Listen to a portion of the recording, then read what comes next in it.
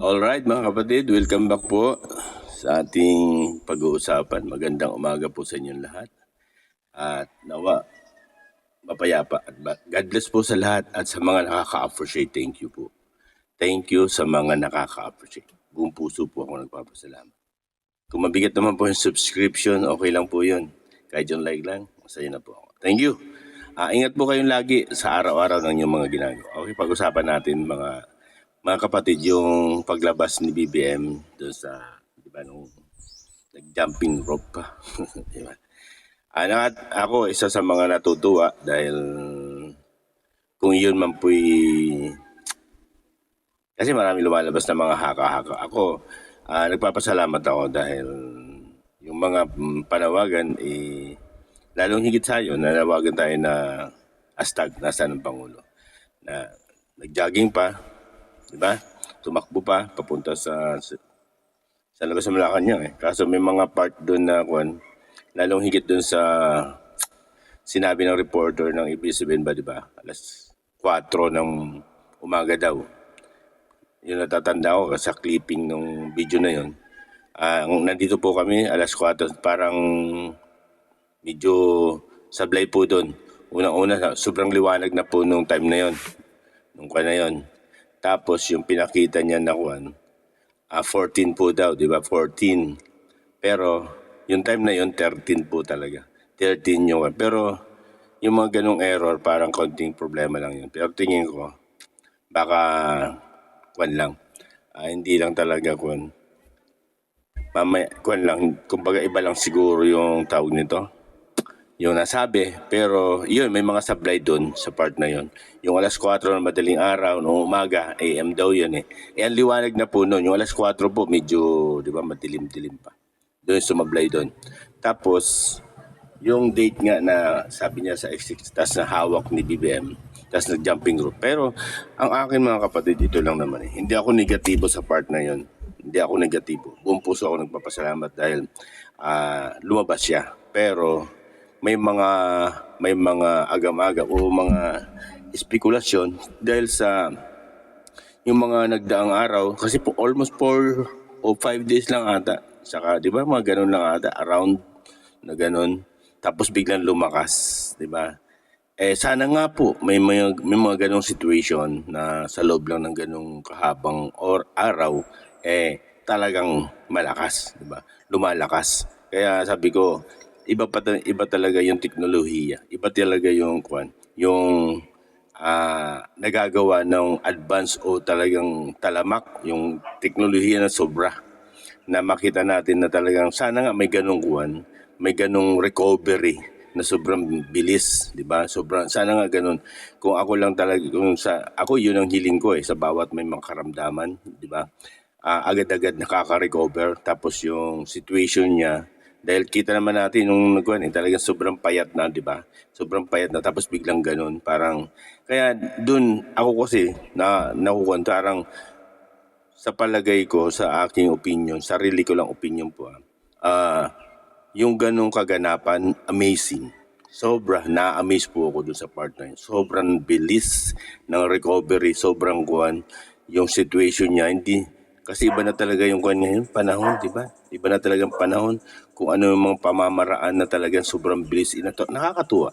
Sana nga, ganun ang nangyari para makapagtrabaho na siya, makita natin. Pero lagi nating tatandaan mga kapatid, yung nakikita natin, ito lang po yung nakikita natin, ang akala natin totoo.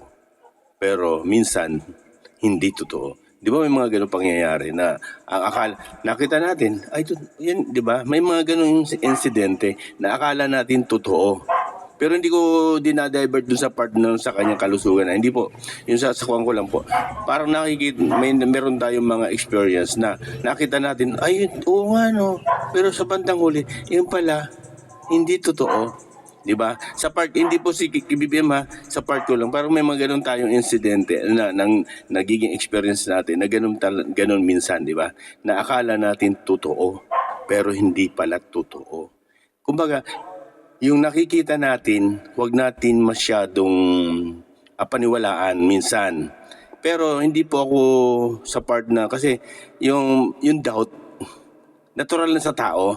Ako kasi ganun po ako eh. Yung doubt ng isang tao sa isang parte, natural yun. Kailangan ka magkaroon ng doubt. Kasi pag yung hindi, wala sa katawan mo yung doubt o inaalis mo sa sarili mo yung doubt doon sa part ng mga ganon, lagi ka maluloko eh. Di ba? Ganun lang naman eh. Ang akin po laging pulisiya, hindi masamang magkaroon ng doubt. Dahil iyon ay nagiging bahagi bilang tao ka.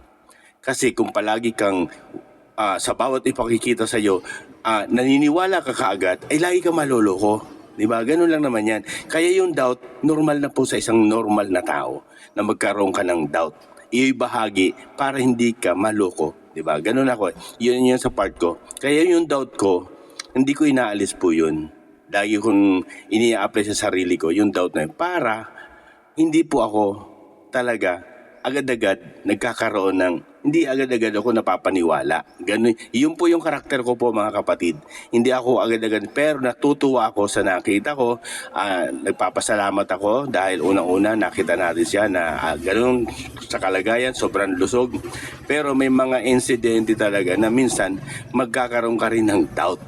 Unang-una, almost a day lang talaga, o sabihin natin 4 to 5 days, 1 week, sabihin na lang natin 1 week, o sige, 7 days. Saka, kasi nakita naman natin, talagang pumayat siya ng todo, di ba? Tapos talagang yung pagsasalita niya, noong time na yon, talaga utal-utal na siya. Kasi nga, alam natin, may pinagdadaanan siya. And then, nung lumabas siya, ba't walang kautal-utal, di ba?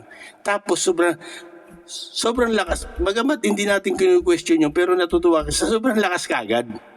Di ba? Sobrang lakas kagad niya. Nagtumatakbo, di ba? Nagja-jumping. Di ba? Nakakatuwa. Sobra akong na-amaze sa part na yon. Pero sa part ko po kasi, lagi kong ina-apply sa sarili ko na yung nakikita mo, wag mo kaagad paniwalaan. Yung nakikita mo, minsan nadadaya ka ng mata mo. O di ba? O may mga insidente na may sinasabi sila, ayun, naglalabasan yung tinatawag na clone. Pero hindi ako sa part na yun eh. Na-miss ako doon sa part nung haba lang ng araw, tapos biglang lumakas. Tapos yung part nung kanyang pananalita at saka yung nipis ng kanyang mukha, nawala. Tapos yung pananalita niya, doon ako nagtaka. Nawala yung pagiging utal. Kasi marami interview siya nung pumayat na siya. Talagang hirap siya magsalita, na utal siya, na hindi niya mabigas yung mga ibang words na talaga alam natin na talagang ganun. Pero natutuwa tayo. Pero doon yun yung doubt ko doon. Pero hindi ako nagda-doubt dun sa kalusugan niya na nakarecover sa ganun part na yun. Nagpapasalamat po ako na sana nga totoo. Pero yun nga po, ina-apply ko sa sarili ko. Kuwan po ako kasi, hindi agad ako, kumbaga, yung doubt ko, lagi nasa katawan ko. Yung doubt ko sa part na yun. Kasi ayaw kong alisin sa sarili ko yun. Bakit? Kasi part ng buhay mo, yung wag mong alisin yung doubt sa sarili mo. Kasi once na inalis mo yan, lagi ka maluloko.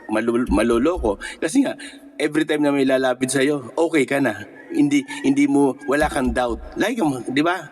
Agad-agad ka maluloko. Pero kung may doubt ka sa katawan mo, maliles yun. Hindi ka kagad-agad mapapaniwala sa part na yun. Bahagi ng proseso ng katawan natin. Kaya iginagalang ko naman po yung may mga agarang, di ba? Agarang paniniwala sa part na yun. Iginagalang ko po yun. Pero sa part ko kasi, ina-apply ko yung sarili ko, yung lagi akong may doubt. Kasi nga, ayaw kong naloloko agad-agad. At ayaw ko talaga nung naloloko. Kasi sa awa ng Diyos naman, hindi naman tayo nagkaroon ng ganong situation. Kasi may doubt tayo. Kaya salamat at God bless. Sana nga nakita natin at sana nga magtuloy-tuloy na at nawa.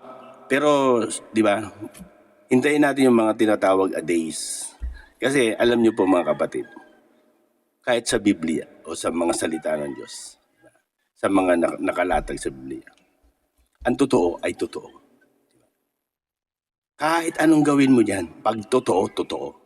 Pero once na sablay o hindi totoo, lilitaw at lilitaw sa bandang huli ang hindi totoo. Kasi i-reveal niya yan eh. I-manifest niya yan na i-reveal niya yung hindi totoo. Yun nga lang, ililitaw niya yung totoo. Sana nga, maging totoo. Yung nakita natin ay totoo. God bless at ingat po tayo lagi.